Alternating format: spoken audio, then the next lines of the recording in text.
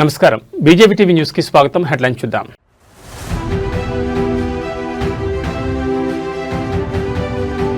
Bharat Malaysia Navasakam కీలక అంశాలపై ప్రధానుల ఒప్పందాలు.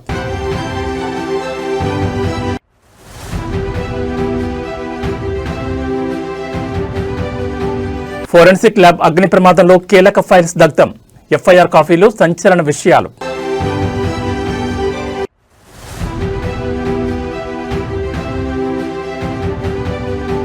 కిడ్నాప్ కేసులో మంచు విష్ణుకు నోటీసులు. 3 రోజుల్లో విచారణకు హాజరు కావాలని ఆదేశం.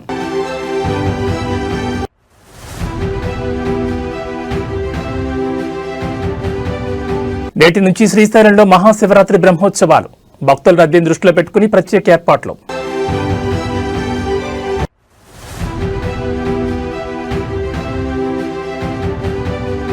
తిరుమలలో కొనసాగుతున్న భక్తుల రద్దీ. శ్రీవారి దర్శనానికి 18 గంటల సమయం.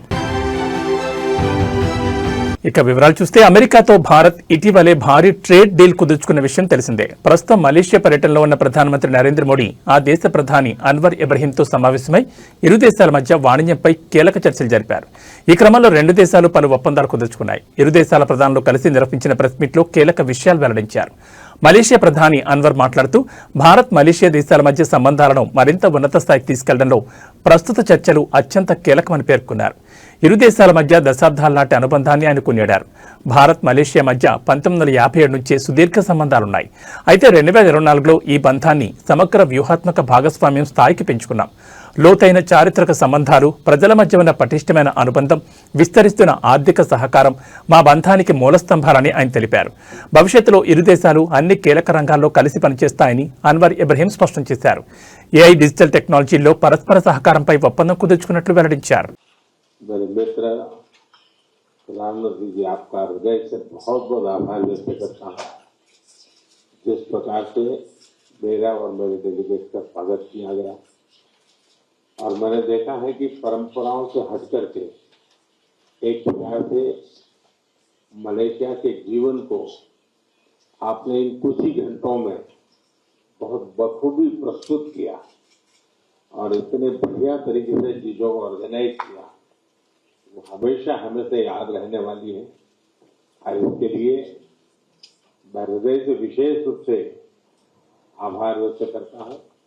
और एक मित्रता क्या होती है, मित्रता की ऊंचाई और गहराई क्या होती है, ये मैं पूरी तरह अनुभव कर रहा हूँ और इसके लिए मैं आपका बहुत बहुत आभारी हूँ। एक्सेलेंसी, ये मेरा सौभाग्य है कि प्रधानमंत्री के रूप में मुझे तीसरी बार मलेशिया आने का मौका मिला है और हमारी मित्रता ऐसी है कि आपके कार्यकाल में मुझे चौथी बार आपको मिलने का मौका मिल रहा है। ये भी अपने आप में हमारी गति और सक्रियता दिखाता है। बीते वर्षों में हमारे द्विपक्षीय संबंधों ने जो गति और गहराई प्राप्त की है, वो वास्तव में प्रेरणादायक है। इसमें आपके अमूल्य योगदान के लिए मैं हृदय से आपका धन्यवाद करता हूं। आज एग्रीकल्चर और मैन्युफैक्चरिंग जैसे क्लीन एनर्जी और सेमीकंडक्टर तक हर क्षेत्र में हमारा सहयोग गहरा रहा है। स्किल डेवलपमेंट और कैपेसिटी बिल्डिंग में भी हम अहम साझेदार हैं। हमारा रक्षा और सुरक्षा सहयोग भी लगातार मजबूत हो रहा है। एक्सेलेंसी, आसियान की सफल अध्यक्षता के लिए आपको एक बार फिर से मैं बहुत बहुत बधाई देता हूं। हमें विश्वास है कि मलेशिया के सहयोग से आसियान के साथ हमारे संबंध और अधिक गहरे होंगे और अधिक विस्तार होगा। एक्सेलेंसी, हमारे संबंधों की असली ताकत पीपल टू पीपल टाइज है। भारतीय मूल के लगभग 30 लाख मलेशियाई नागरिक हमारे देशों के बीच लिविंग ब्रिज है। कल आपके साथ मुझे डायस्पोरा से मिलने का भी अवसर मिला है। ये बहुत विशेष अनुभव था और मैंने देखा कि डायस्पोरा के लोगों का आपके प्रति जो व्यक्तिगत सम्मान है, आपके प्रति जो प्रेम है, वो कल दिख रहा था, मैं फील कर रहा था, बड़ा गर्व हो रहा था मुझे। आतंकवाद के खिलाफ हमारी लड़ाई में मित्र देशों का साथ बहुत मायने रखता है। एक तरह से एक्सेलेंसी, हमारा दृढ़ विश्वास है कि भारत और मलेशिया की समृद्धि एक दूसरे से जुड़ी हुई है। वैश्विक अस्थिरता के इस वातावरण में भारत और मलेशिया दो मैरीटाइम नेबर उसको अपने संबंधों की पूरी क्षमता का उपयोग करना जरूरी है। मेरी आज की यात्रा का मूल संदेश एकदम स्पष्ट है कि भारत मलेशिया के साथ मिलकर हमारे संबंधों को नए स्तर पर ले जाना चाहता है और सहयोग के हर क्षेत्र में विस्तार और प्रगाढ़ता लाना चाहता है। एक बार फिर मेरा और मेरे डेलीगेशन का इतना जानदार शानदार स्वागत करने के लिए मैं आपका और आपकी पूरी टीम का हृदय से बहुत बहुत आभार व्यक्त करता हूं। తెలంగాణ ఫోరెన్సిక్ సైన్స్ ల్యాబ్లో నిన్న జరిగిన అగ్ని ప్రమాదంలో సంచలన విషయాలు వెలుగులోకి వస్తున్నాయి. ఈ ఘటనపై ఎఫ్ఎస్ఎల్ ఇన్స్పెక్టర్ శ్రీనివాస్ చేసిన ఫిర్యాదుపై దర్యాప్తు కొనసాగుతోంది. అయితే ఈ ఫిర్యాదుకు సంబంధించిన ఎఫ్ఐఆర్ కాపీలో కీలక విషయాలు పేర్కొన్నారు. 5 గదుల్లోని ఫైల్స్ కాలిపోయినట్లు శ్రీనివాస్ ఫిర్యాదు చేశారు. కంప్యూటర్ ఫోరెన్సిక్ ల్యాబ్, ప్రాపర్టీ రూమ్తో పాటు case verification chamber, analysis chamber కాలిపోయాయని, సర్వర్ రూమ్లో ఫైళ్లు దగ్ధమయ్యాయని పేర్కొన్నారు. నిన్న ఉదయం సుమారు 10 గంటల 8 నిమిషాల సమయంలో తాను కార్యాలయానికి వెళ్తున్న సమయంలో కంప్యూటర్ ఫోరెన్సిక్ ల్యాబ్లో పనిచేస్తున్న క్లాస్ 4 ఉద్యోగి సాయికృష్ణ నుంచి ఫోన్ కాల్ వచ్చిందని, కంప్యూటర్ ఫోరెన్సిక్ ల్యాబ్కు ఆనుకుని ఉన్న ప్రాపర్టీ రూమ్లో మంటలు అంటుకుని అవి ఇతర గదులకు కూడా వ్యాపిస్తున్నాయని తనకు సమాచారం ఇచ్చారని ఫిర్యాదులో పేర్కొన్నారు. ఈ సమాచారం అందుకున్న వెంటనే తాను ఫైర్ డిపార్ట్మెంట్కు సమాచారం ఇవ్వాలని సూచించారని పేర్కొన్నారు.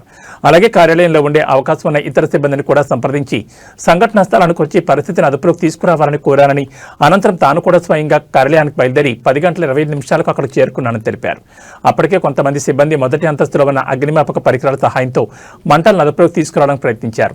10:30 గంటలకు అగ్నిమాపక సిబ్బంది ఘటనా స్థలానికి చేరుకుని మధ్యాహ్నం సుమారు 1 గంటలకు మంటలు పొగ పూర్తిగా అదుపులోకి వచ్చాయని తెలిపారు. పరిస్థితి పూర్తిగా అదుపులోకి వచ్చాక joint director K Ravikumar Goud, assistant director K Gnaneshwararao, in-charge scientific officer K అంజనతో కలిసి మొదటి అంతస్తును పరిశీలించామని, అక్కడ కంప్యూటర్ ఫోరెన్సిక్ ల్యాబ్, దాని property room, case verification chamber, analysis chamber, server room నష్టం చెందినట్లు గుర్తించామన్నారు. అదనంగా హెచ్ఆర్డి హాల్, మొదటి అంతస్తులో ఉన్న ఇతర గదులు, ఫర్నిచర్, పరికరాలు కూడా అగ్ని ప్రమాదంలో దెబ్బతిన్నట్లు గుర్తించామని ఫిర్యాదులో పేర్కొన్నారు. ఈ ఘటనలో ఎటువంటి ప్రాణ నష్టం లేదా గాయాలు సంభవించలేదని వెంటనే కేసు నమోదు చేసి దర్యాప్తు చేపట్టాల్సిందిగా కోరారు. ఈ ప్రమాదంపై ప్రస్తుతం క్లూస్ టీం రంగంలోకి దిగింది. ఘటనపై పూర్తి స్థాయిలో దర్యాప్తు చేపట్టింది. ఎఫ్ఎస్ఎల్ ల్యాబ్ను సీజ్ చేసిన క్లూస్ టీం ఎస్బీ మరోసారి తనిఖీలు చేపట్టింది. అగ్ని ప్రమాద సమయంలో అక్కడ ఎవరైనా ఉన్నారా అని ఆరా తీస్తున్నారు.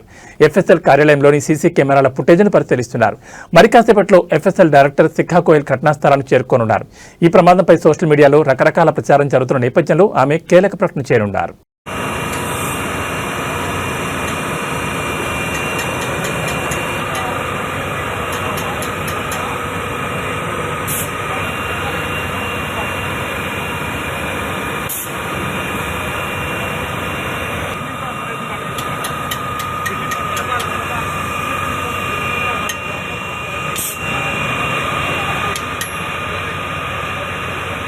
విద్యార్థి సంఘం నాయకుల కిడ్నాప్ కేసులో టాలీవుడ్ నటుడు మంచు విష్ణుకు తిరుచానూరు పోలీసులు నోటీసులు జారీ చేశారు. 3 రోజుల్లో విచారణకు హాజరు కావాలని ఆదేశించారు. కాగా మంచు విష్ణు ఇప్పటికే ఫిక్స్ చేసుకున్న షూటింగ్ షెడ్యూల్ కారణంగా 15వ తేదీ తర్వాత విచారణకు వస్తానని చెప్పారు. ఇప్పటికే పీఆర్ఓ సతీష్ సహా మరో 13 మందిని పోలీసులు అరెస్ట్ చేశారు. అయితే మోహన్ బాబుకి ఇంకా నోటీసులు అందలేదని సమాచారం. ఇదిలా ఉంటే తిరుపతిలోని మోహన్ బాబు యూనివర్సిటీలో అధిక ఫీజులు వసూలు చేస్తున్నారని నిరసన తెలిపేందుకు వెళ్లిన ఎస్ఎఫ్ఐ నాయకులను అరెస్ట్ చేశారనే ఆరోపణలు వస్తున్నాయి. ఈ నేపథ్యంలో బాధితులు ఇచ్చిన ఫిర్యాదు మేరకు పోలీసులు కేసు నమోదు చేసుకుని విచారణ జరుపుతున్నారు. కిడ్నాప్ కేసులో ఎఫ్ఐఆర్ పీఆర్ఓ సతీష్ పేరు A1గా, మంచి విష్ణు పేరు A2గా చేర్చారు. అంతేకాకుండా మోహన్ బాబు పేరును A3గా చేర్చారు. బాధితుల ఫిర్యాదు మేరకు యాజమాన్యం ప్రోద్బలంతోనే కిడ్నాప్ జరిగినట్లు పోలీసులు అనుమానిస్తున్నారు. ఇప్పటికే తనపై నమోదైన ఎఫ్ఐఆర్ రద్దు చేయాలని మోహన్ బాబు ఏపీ హైకోర్టులో క్వాష్ పిటిషన్ దాఖలు చేశారు.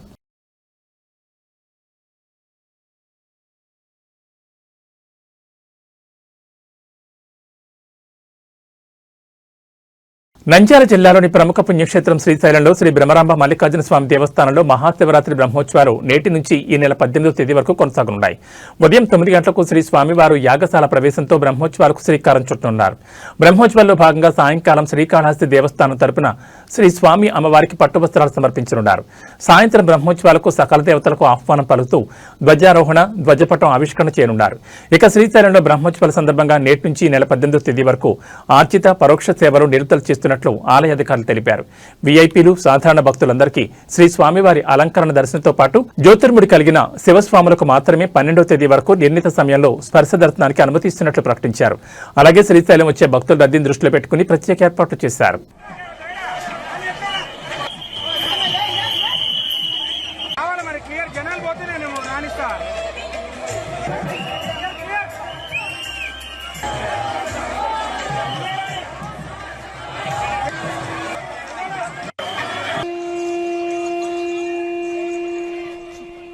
రథోత్సవాన్ని వీక్షించడంతో సర్వపాపాలు, కష్టాలు తొలగి ఆయురారోగ్య ఐశ్వర్యాలు ప్రాప్తిస్తాయని భక్తుల నమ్మకం. రథోత్సవాన్ని వీక్షించేందుకు 2 రోజులుగా వివిధ రాష్ట్రాల నుంచి వచ్చిన భక్తులు సుమారు 2 లక్షల మంది వరకు తరలివచ్చారు.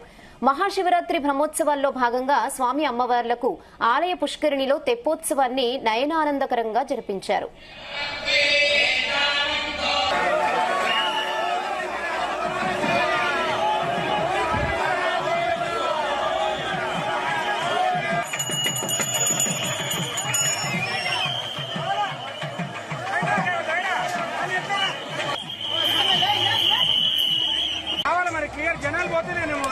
బీఆర్ఎస్ వర్కింగ్ ప్రెసిడెంట్ కేటీఆర్ పై భువనగిరి ఎంపీ చామల కిరణ్ కుమార్ రెడ్డి తీవ్రస్థాయిలో విరుచుకుపడ్డారు. నాంపల్లి ఫోరెన్సిక్ ల్యాబ్ లో జరిగిన అగ్ని ప్రమాదాన్ని ముఖ్యమంత్రి రేవంత్ రెడ్డికి ముడిపెట్టడాన్ని ఆయన ఖండించారు.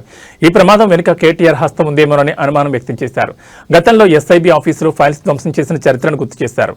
ఓటమి భయంతోనే కేటీఆర్ చిల్లర ప్రచారం చేస్తున్నారని చామల ఎద్దేవా చేశారు. ఏ స్థాయికి దిగజారిన కేటీఆర్ నిన్న ఏదో అగ్ని ప్రమాదము ఫోరెన్సిక్ ల్యాబ్ లో జరిగితే రేవంత్ రెడ్డి గారి ఓటుకు నోటు కేసుకు ముడిపెట్టి మున్సిపల్ ఎన్నికల సమయంలో తెలంగాణ ప్రజలను పక్కదో పట్టించి మిమ్మల్ని మీరు చేసిన దరిద్ర పాలన మర్చిపోయి మీరు చెప్పే మాటలలో ప్రజలు పడిపోయి రేవంత్ రెడ్డి గారి మీద విష ప్రచారం చెల్లి మీకు ఓట్లు వస్తాయనుకోవడము ఎంత మూర్ఖత్వం ఇది.